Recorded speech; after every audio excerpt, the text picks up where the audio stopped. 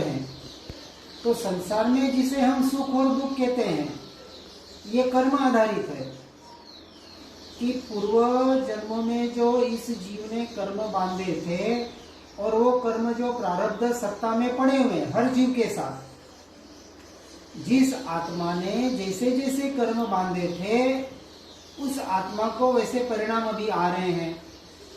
जैसे अपन कहते हैं कि किसी को दुख मिल रहा है, क्यों मिल रहा है उसके जीवन में दुख? कि पूर्व भाव में कोई ऐसा पाप किया होगा, किसी को दुख दिया होगा, तो उसका फल अभी मिल रहा है। जैसे गीता में भी कहा गया, कर्म किए जा फल की इच्छा मत कर इंसान, जैसे कर्म करेगा वैसे फल देगा भगवान। चाहे भगवान दे या जो भी अपनी अपनी मान्यता से, लेकिन जो कुछ भी आज हमारे साथ हो रहा है हमारे कर्म का उदय है। कर्म के उदय के साथ हर जीव के साथ परिणमन हो रहा है। अब रही बात मन की, तो मन से जो सोचना हो रहा है, मन से जो विकल्प हो रहे हैं,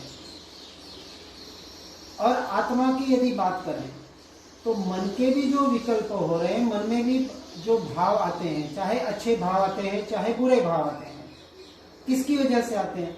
तो जैसे जैसे वो कर्म फल चेतना काम करती है, यानी कर्मों का फल जब आता है और जिस प्रकार के भाव होने होते हैं उस प्रकार से मन के द्वारा भाव होते हैं।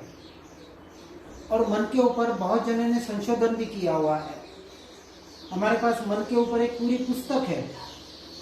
यानी मन को आप एक स्पष्ट देखें कि जब इंसान जीव, अब आप खुद विचार करें, कभी करके देखें आप प्रयोग, कि आप जब अपने स्वभाव में आएंगे, अष्टांग योग में जो अंतिम 3 योग बताए, धारणा, ध्यान और समाधि, 3 योग बताए ना, तो धारणा, ध्यान, समाधि, समाधि की अवस्था किसको कहा?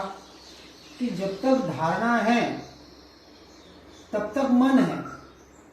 ध्यान की जो अवस्था है, जिसे ध्यान के द्वारा जो समाधि आती है, उस समाधि में जब जीव अपने स्वरूप में, अपने ब्रह्म स्वरूप में लीन होता है, जिसे हम ब्रह्मलीन भी कह सकते हैं, तो जब ब्रह्म में जीव लीन होता है, अपने स्वरूप में, स्वभाव में लीन होता है, तो वहां मन अमन की दशा को प्राप्त होता है।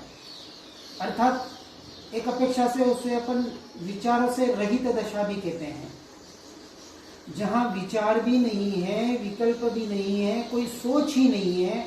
ऐसी जो आत्मा की स्थिरता, ऐसे जो अपने